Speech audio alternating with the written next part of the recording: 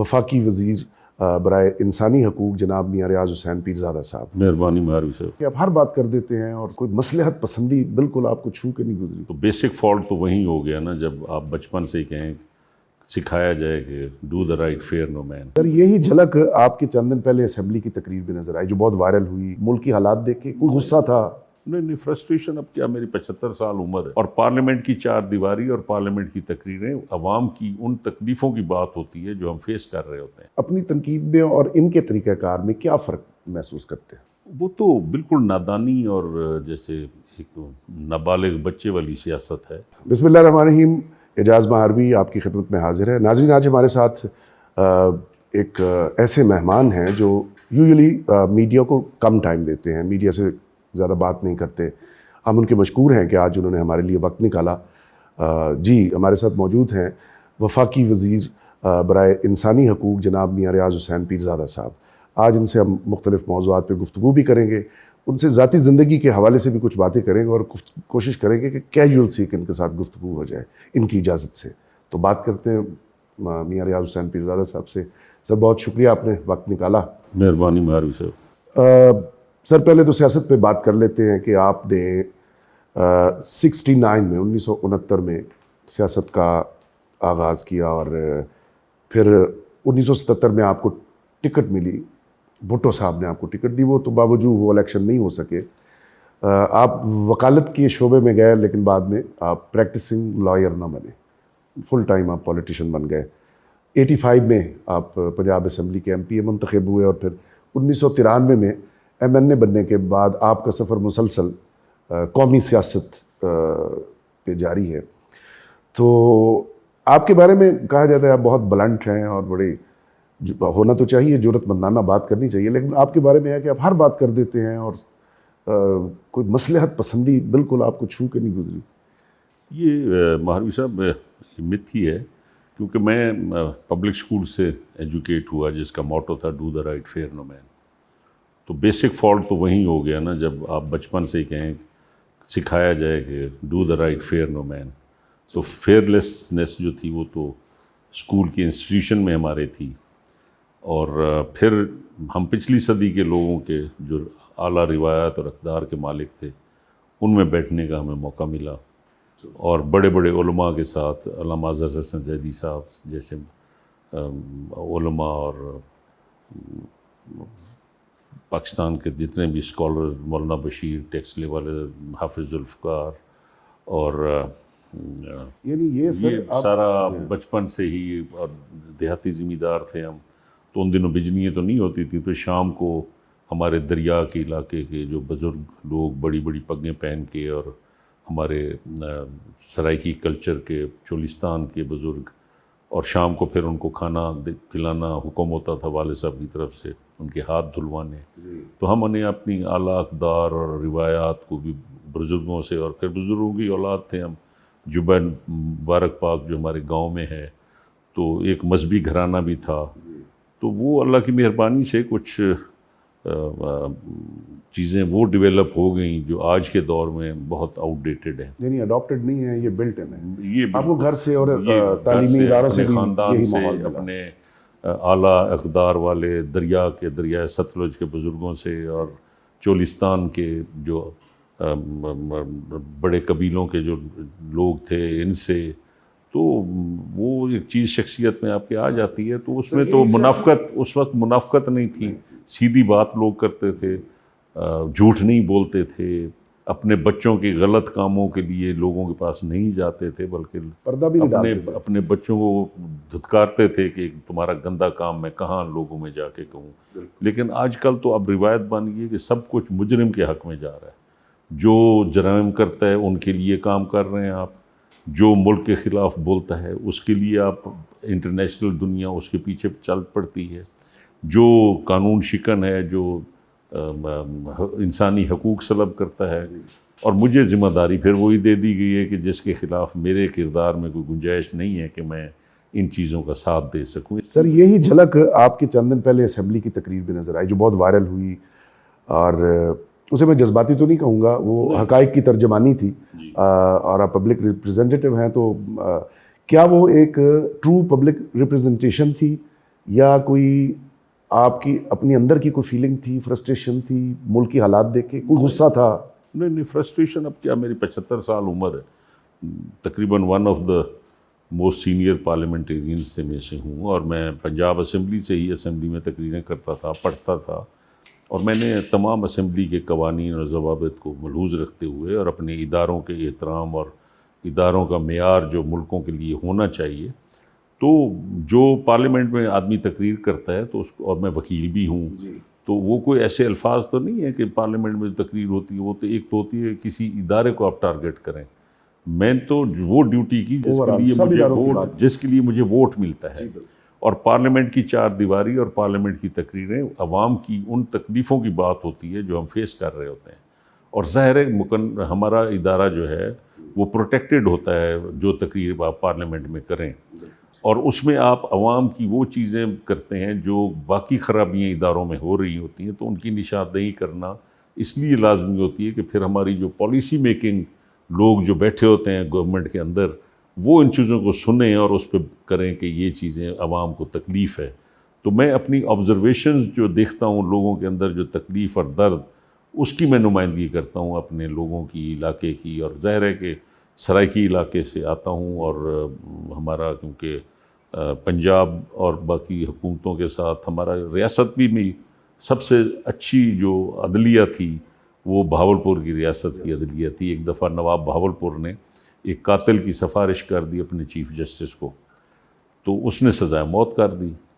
تو جیسے درباری ہوتے ہیں انہوں نے آ کے کہا کہ سائیں دولہ سائیں بڑا ظلم ہو گیا, جج صاحب تاری سفارش نہیں منی, تو انہوں نے چائے پہ بلا لیا نواب صادق محمد خان نے.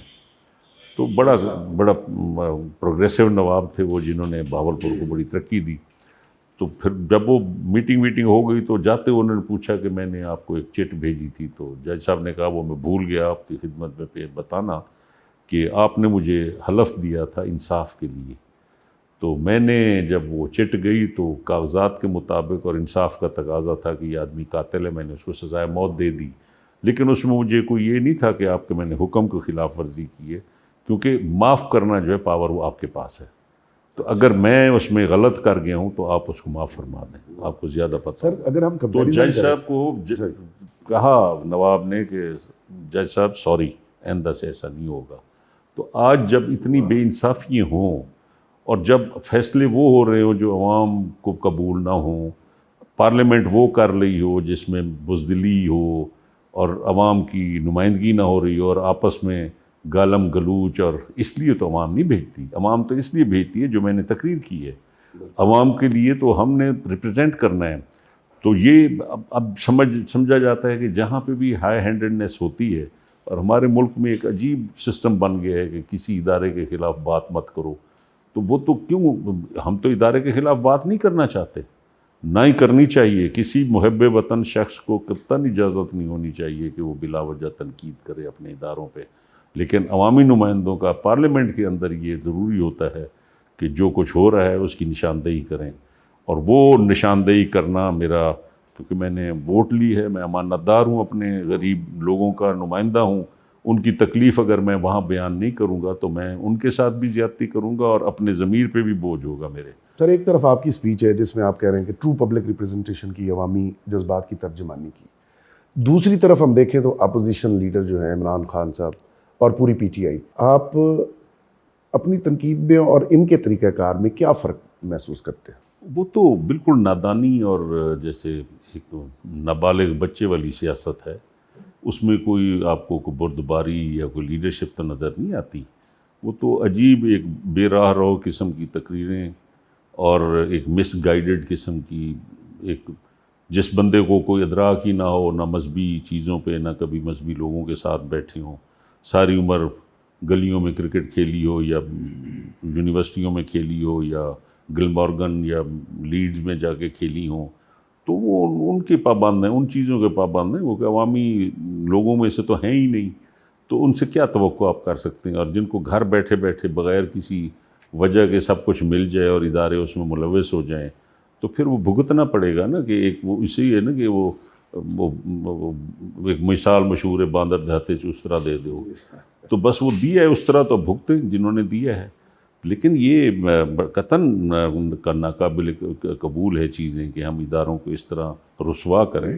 وہ بھٹو صاحب گئے جب انریسٹ تھی اور بلوچستان میں انسرجنسی تھی، اور ان دنوں بھٹو صاحب گئے، اور جیسے پولیٹیکل لیڈرز جاتے ہیں اور جہاں پہ ایسی چیزیں ہوں تو پھر جا کے خطاب بھی کرتے ہیں آرم فورسز کو یا سیکورٹی ایجنسیز کو. تو وہ دربار کو، انہوں نے آرمی دربار کو خطاب کیا، تو ایک ینگ کپتان کھڑا ہوا اور اس نے کہا جناب وزیر اعظم، آپ پاکستان کے بہت ہی نامور سیاستدان ہیں اور وزیر اعظم بھی ہیں، تو آپ کا جو ریشانی قبیلہ ہے آپ کے ساتھ ہے، لیکن کیا وجہ ہے کہ انہوں نے 2-3 مرتبہ آرمی کانوائز پہ، اور ابھی پچھلے ہفتے آرمی کے ریلوے جو آ رہی تھی فوجی، تو اس پہ فائرنگ کی. تو بھٹو صاحب نے کہا کہ my dear soldier, young officer, please take your seat. Soldiery is your profession and politics is mine. تو یہاں پہ ہوتا ہے کہ جب کوئی ایسی بات ہو جائے تو وہ سمجھا جاتا ہے کہ شاید ہم اپنی ادارے کے خلاف بات کر رہے ہیں. ان کا پروفیشن اور ہے، وہ دشمن کے خلاف ٹرینڈ ہوتے ہیں، ہم عوام کے لیے ٹرینڈ ہوتے ہیں. اب دونوں اداروں میں جب یہ ہو گیا کہ اس ملک میں پتہ نہیں رہا کہ عدلیہ نے کیا کیا، پارلیمنٹ نے کیا غلطیاں کیں، اور ایکسٹینشنوں نے اور مارشل لاز نے کیا نقصان کیا، تو وہ اس لیے میں تو اس حساب سے بولتا ہوں. خدا نہ خواستہ میں تو ہیومن رائٹس کا وزیر ہوں، مجھے تو ہر صورت میں پروٹیکٹ کرنا ہے اپنے ہیومن رائٹس کا. میری ٹریننگ میں یہ ہے ہی نہیں کہ میں اپنے مذہب میں جو بھی ہوں، میں اندر سے بہت بڑا شیعہ ہوں، لیکن میں کسی کے اور کو نہیں کہتا کہ تم شیعہ بنو. ہر آدمی کو حق ہے کہ وہ اللہ تعالیٰ کا راستہ یا اپنی نجات کا راستہ خود ڈھونڈے.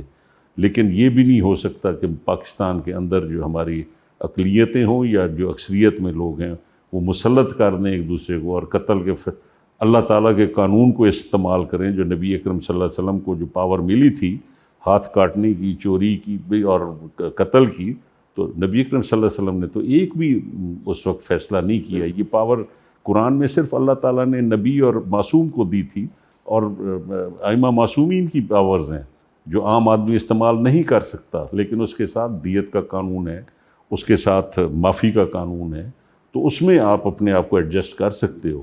لیکن یہ کہیں کسی کو اختیار نہیں ہے کہ جو قانون اللہ تعالیٰ نے جو اختیار نبی اکرم صلی اللہ علیہ وسلم کو دیا ہے وہ کوئی ایک عام آدمی بیٹھ کے قتل و غارت شروع کر دے.